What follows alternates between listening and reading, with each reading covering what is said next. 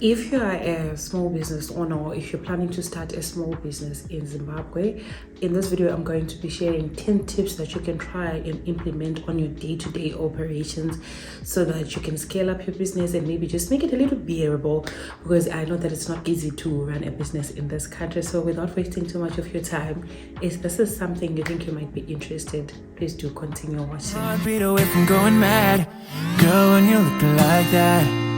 Closer, I'ma get close. Hi guys, welcome back to my channel. Welcome back to a new video. If you're seeing my face for the first time, or maybe this video has drawn you to this channel for the first time, hi. I run a small thrift business here in Zimbabwe, and so today let me do a video sharing 10 things that you might want to implement on your day-to-day so that it can be bearable. It's not easy running a business in this country, I'll tell you that for sure, but there are a few things that you can try to implement on your day-to-day. So I've run my business for close to, I want to say, almost 5 years now. That's why I don't like the term small, but I think for the purposes of this video, we're going to just say small businesses, not big corporates, not people with a big budget. Just people who are trying to run a business, make a living, and hopefully those business become a success. So I'm going to jump straight into the video by mentioning a few things. First is that you're going to see that in this video you do rely on your phone as a business. You require on a lot of marketing as a business. So just to put it out of the way, and also I'm going to be making examples based on my experience as a thrift business owner. So a lot of the examples are going to be coming from my own personal experiences, though I'll try to give examples from other types of businesses as well. So let's jump straight into the video. Another point that I want to mention is that forget people, forget who's going to say what, forget the negativity you're going to get from running a business. Forget, it's so scary to jump into something. Forget all of those things, because you are going to do it, you are going to face challenges. So you might as well just face it and move on, and just understand that any negative things that you face, any hurdles that you face, any challenges that you face could be dealing with difficult clients. It's all part of the process, and sometimes it's difficult to accept, but we all go through that, and eventually we get to learn, and that's how we also grow, because without learning, guys, we don't grow. So the first point that I'm going to say is start small. I've got my notebook here. I wrote some notes, so I'll be looking down. So anyway, I wanted to say start small and scale really smart. Whether you're selling clothes, hair, even the people who are doing makeup as well. I think there are service providers who do need small capital, but in this instance I'm going to talk about people who are not batika, right? So for instance, if you're selling hair, don't be scared to start small. In my case, I sell clothes. I started very small with, believe it or not, I know that sounds very ridiculous, but even with $10, guys, you can get $10 and go to Mbani. Pick up 3 items that you think these are going to pop. Your target market is going to like these things. You make sure that you sell those 3 things. Maybe say you price them maybe at $4 or at $3 each. You price them in such a way that you earn enough to go back and restock, and that's how people grow in business. So this is just an example, but you can do it in so many businesses. Start with small capital. That small capital will then birth more opportunities for you to stock more items for your store. So don't be scared to start small. Start with what you have, because sometimes not all of us have access to capital yakawanda, not all of us have access to money to start a business. And somebody, you proceed with caution, but also at the same time you're not scared, because what if this goes wrong? So and so is waiting for their money. So just start small.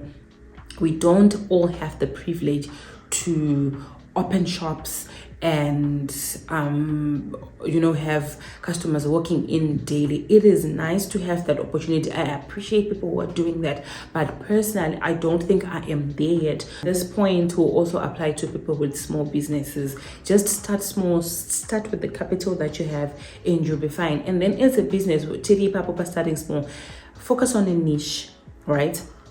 Focus on a core product. So if kanori muno and cake, and it's focus on those cakes. If you have 3 recipes that you have mastered, focus on those and master them. And whenever someone wants a chocolate cake, they will know that, oh, I'm going to Cake Thrills because Cake Thrills makes nice cakes. You know what I mean? Problem at no it, I think, as Zimbabweans is zvokuita zvakawe tikazviita tikasiya. Mining mazano iriko yanetsa. Mabroiler at some point, again, everybody, chickens. But here is the thing, being known as someone who's reliable when it comes to a certain product. So, say for instance, in my business, there's a particular product that I know that really sells well, right? I've noticed that I don't need to market that product. I just send it to my customers. The regulars know that I always have things. Some will even say, oh, Sharron, today is a Saturday. Is there any new stock? So before I even need to go on other platforms to sell my product, I've already made sales with the people that I already know because they know that this is the product that I offer to them. So niche down, it will help you also not spending too much money on products that are not going to sell, and just be known as someone annotating it as something, and then later on you can always expand it. I say more to want to expand, so you can do cakes here, and then you can also try to do hair there. But for the first year or two of running a business, unless if you have the time to put a lot of dedication into the two businesses, just focus on a core product, and then that's how you also start small and then you scale really smart. So yeah, that's point number one. Point number two is build trust with consistency as well. So this, I mean, basically a lot of Zimbabwean customers, a lot of us Zimbabweans as clients, we want to buy kunemuno that we trust because we have this thing, understandably, no one wants to waste their money. No one wants to buy something and then regret later, whether the product is good or bad. Your customers, well, let the product be good, please, but let your customers understand that when I go to so and so, I am getting good quality hair, I am getting good quality shoes. I never have to worry about sneakers again if I buy from this person. You know what I mean? For the ladies, they know that if I go to so and so, she has a really nice bags, unique bags, price point is good. So build that trust with your clients. It's very difficult because economy is very, and I think some people tend to do their businesses in unethical ways. So sometimes or sometimes someone will make a double sell, or sometimes someone will ask you to make a deposit and they don't deliver. That will just cripple your business. Make sure that with every single client that you're dealing with, we are human, we make mistakes. If those things do happen, apologize, move on. But however, with every customer that you deal with, make sure that provide quality, you're delivering on time, you're communicating well. Communication, guys, communication in Zimbabwean businesses, let's work on it. That's all I'll say. Let's work on it and make sure that your customers trust you. They trust that you will show up guys, may I show up for a client on a Sunday, because sometimes I understand that someone will have an emergency and I'm not too big to kudadamari. I will show up, and I will show up with the products the best way I know I can. So yeah, that's point number two. Just build trust with your clients and do it consistently. Okay, we move on to our third point. Use WhatsApp to close sales. Right, so most Zimbabweans, I hate this, but this is where we are again because of the nature of our economy. A lot of my sales, if not 95% of the sales that I make as a small business, are made on WhatsApp. So WhatsApp has a WhatsApp business. There's a WhatsApp for your normal day-to-day, and then there's WhatsApp business. So try to use the WhatsApp business, because then there it allows you to have different facilities to advertise your business. So you can do WhatsApp statuses. I post, if I can, maybe I'll skip a day or two in a month, but I post every single day except for Sundays. Sundays I then post in the evenings. So you need to know when are your clients most active on on socials. So I try to post 5 a.m. I'm up 5:30. If I know that the next morning I'm going to be busy, then I do it the night before. So I update the statuses, I update the catalog. Also, some people like auto replies. I don't like auto replies, but you can try them as well depending on what product you're selling. Because sometimes if someone takes you as a business and you're selling phones, just have the list of everything, be it prices, what's available in store, and how they can contact you, your location as well. Have that in your auto reply, so that by the time you get to your phone and you're responding to your clients, some of the clients have already got the information that they needed. And Changosara is to move forward. If someone is going to buy, then they do buy. If they don't, it's still fine. Treat everybody with kindness. Communication is key, like I said earlier. So try to capitalize on the WhatsApp platform. Make sure you utilize the facilities. Make sure that you use them, understand them. The good thing about WhatsApp is it's linked to Facebook. So even when you run sponsored ads on Facebook, your customers are then directed to your WhatsApp business. So you definitely need WhatsApp business to operate a business online. Then this one is tricky. Tiri Papa Pakshansa WhatsApp, right, guys? Follow up gently with your clients who maybe have expressed interest in your product without spamming them. So sometimes someone will come and inquire about a jacket, and then I'll say, oh, this jackets we don't have at the moment, can I text you when we have them? Or someone will say, I want this delivered tomorrow, and then they go quiet. I will simply say, good morning, just making a follow-up on this. Just make it gentle. You don't want to feel like you're harassing people for reaching out to you. So just make it gentle and have conversations with people that you think, oh, this might lead to a potential sale, right? And in most cases, in my case, guys, someone will say, oh, sorry, Sharron, I forgot. Please do send the biker. I got busy, but I really do want this item. So you see, you make it so sometimes just making that follow-up. I know, guys, I know it's not easy doing any of those things. Sometimes like to some people, but I promise you, don't be embarrassed to sell your product. Don't be embarrassed to run a business that's feeding you. You cannot be embarrassed who are not even going to give you $1 to buy bread. It makes no sense to me. It will never make sense to me. I'm not known as Sharron who sells thrift, and I'm proud of it, and I'm proud of what it does in my life. I know that there's more that can happen, but for now I'm just happy to be where I am, hence why we are also sharing these. Taking on to number 4. Cash in Zimbabwe is difficult, especially when it comes to change. So have different forms of payment with your clients. If someone wants to buy a product, don't just say, "I'm doing cash. Eco cash no need. Eco cash my charges. I don't want eco cash." Guys, sometimes someone desperately want what you have, but they maybe can't come to you at that time. Maybe they don't have time to go and do eco cash out at that time. Maybe they have money in their Zipit, in their bank, and they want to make a Zipit transfer to you. Just accept all forms of payment. However, if you know that you're going to incur charges with eco cash to do that cash withdrawal, make it clear to your client that there is this X amount that is required by EcoCash for me to make this transaction. So I'm gonna need you, if you needed to send $10, please do send your $11. If you needed to send me $150, send $152, $153, so that you as a business, you receive the actual amount that you want on the products that you're selling. So have different forms of payment, guys. Also, they issue a change. Don't make your customers to jump through hoops to get change. Either always move around with dollars, with $5, with tens, so that when you go see your clients, it's convenient for both you and them. And also have EcoCash. Cash, it's fine. Have EcoCash so that you can ask your clients if you can give them their change. Sometimes it's $1, sometimes it's $2, sometimes it's cents. So you can ask your client, Kuti, if you want your change now, can I please send the change via EcoCash? Sometimes people will understand. And then so sometimes it's their right to do that. So it's give and take. Communicate, like I keep saying, communicate with your clients so that everybody is happy. You're happy, your clients are also happy. This bit, I've said it a million times, guys. State your prices when you're advertising your things. Don't say DM for price. Not in 2025. Don't do that. I don't know why people still do that. I know that you are afraid that maybe your competitors will see your price and maybe they'll try to reduce the price and maybe, you know, steal your customers. It's not that deep.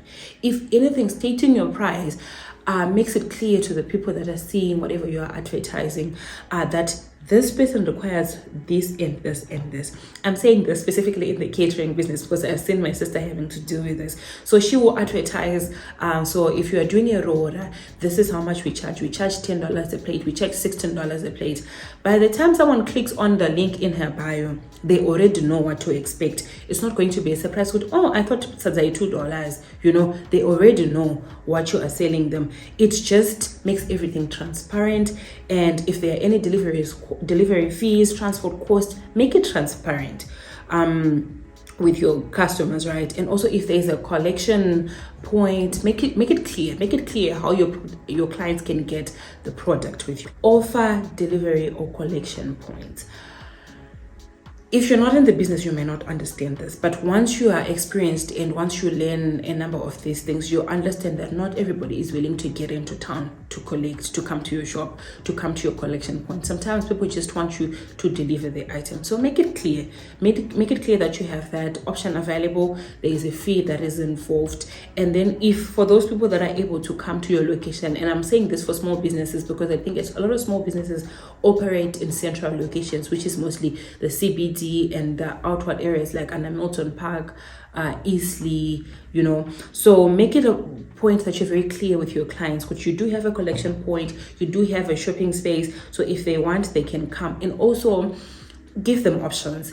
For people that are outside Harare for my business, I do have hot courier for deliveries. I do have FedEx on standby for deliveries. We have CityLink for people who are in Bulawayo. There are so many options. So give your clients options when it comes to buying so that they can shop at ease. They can also trust that they will receive their product on time. Kunema freelance runners, you're home, you are overwhelmed and you have a lot of work that you need to deliver. You go on Facebook, you look for those people, also look for reviews. Someone can actually make those deliveries for you. You don't have to give them money prior to them delivering. They can actually leave the money for your products. They make the deliveries for you and then they can come back.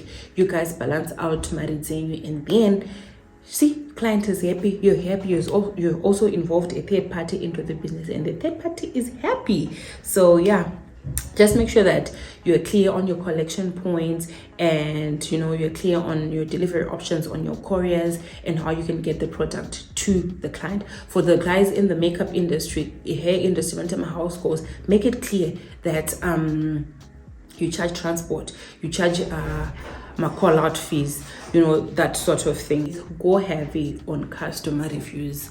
Sometimes it's difficult to know how you're performing as an individual because you're not selling the product to yourself, you're selling the product to actual people. So in my case, I go back to my customers, or sometimes when I'm making a delivery, I'll just say, oh girl, when you wear this dress, please to send me a picture. If she's happy with the dress or whatever fashion clothing item I've taken to them, they will send pictures. A lot of the times I receive pictures from clients and I ask, how did you find this? How did you find this? Is there anything that you think we can change? And sometimes I'll even ask for permission. Are you okay with me posting you wearing this particular piece of clothing, so that it serves as a review that there are actual people who are coming to engage with this business, and it also attracts new customers as well. So try to get customer reviews. Facebook used to have that facility where you can actually have customers reviewing your business, because these days we have people who go on groups like she's selling it, naming and shaming each other. So it's nice to also see that when actual people who support your business come to your Facebook page, they can actually see reviews, or when they go to your Instagram, they see that, oh, so Akatombo said this thing and it's actually working. If it's a TV, it's a TV stand, they can actually see that, oh, they actually do sell good products based on the reviews that you get from your customers. Point number 7. It's kind of a trick that I tried to incorporate maybe recently in my business, and it does work. Create, agency. It pushes people to come and engage with your content or the product that you're selling. So you can say, by creating agency, you can say, oh, only 3 items left in stock. Be truthful though. Don't say 3 items left in stock. about you know, bags and bags of items that needs to be sold. So for me, I usually use that trick when I'm doing sales, because I know we move a lot of volumes. So I try to say sale ends on Friday, but in a cannot Tuesday, so people will know that okay, I need to be quick with this. And normally with the first 2-3 days of running a sale, my phone is busy, I'm replying to clients, I'm sending out deliveries. Was that's those first 2 days I created agency. Someone is thinking, if I wait for Friday, this item might be sold, so they will then try to buy before the date that you have mentioned, or they will try to buy before the items are finished, so that they can also get the item, right? So that's a little trick you can also try. Create agency, but I say, like I said, don't lie. Don't lie, guys. And then we move on to point number 8. Keep your brand clean. Keep it very simple. If it's a logo, if it's the colors that you're using, keep it simple. If you want to incorporate little trends, just make it sure that you're keeping it clean. Don't use vulgar. If you know, there are trends that are not good for businesses, so try to be, you know, involved in trends that are going to attract people to your business page, and then people are going to eventually become your customers. So try to adopt that as well, because sometimes these algorithms, especially TikTok, if you become part of a trend and your video is good, it blows up. And you know what happens when your video blows up? Your sales. For the people that do voiceovers, say you're a makeup artist, I keep going back to those things because those are the things that I keep thinking about right now. If you do voiceovers, whether you're doing someone's face or you're doing someone's hair or you're doing someone's nails, maintain the same voice. Try to maintain the same signature or tone, so that whenever someone hears your video pops up, they'll say, oh, I recognize this. I like this. One day I will come and I'll buy, or one day I'll book her. So try to maintain the same voice. Keep it clean, keep the logo clean. And yeah, point number 9, right? Maybe this should have been point number 1 actually. Know your target market. The biggest mistake you can make is to sell your product. So target market is basically us saying, oh, I'm baking scones. I know people who work 9 to 5, like tea in their offices, but sometimes they don't have time to pick lunches. It's winter. If I go with scones to this building, I will leave that building. My scones appear. You've understood your target market, your location, what problem you're solving. So just as an example, just understand, even sometimes age comes in there, especially for isusu tuneteshotengeswa hembe.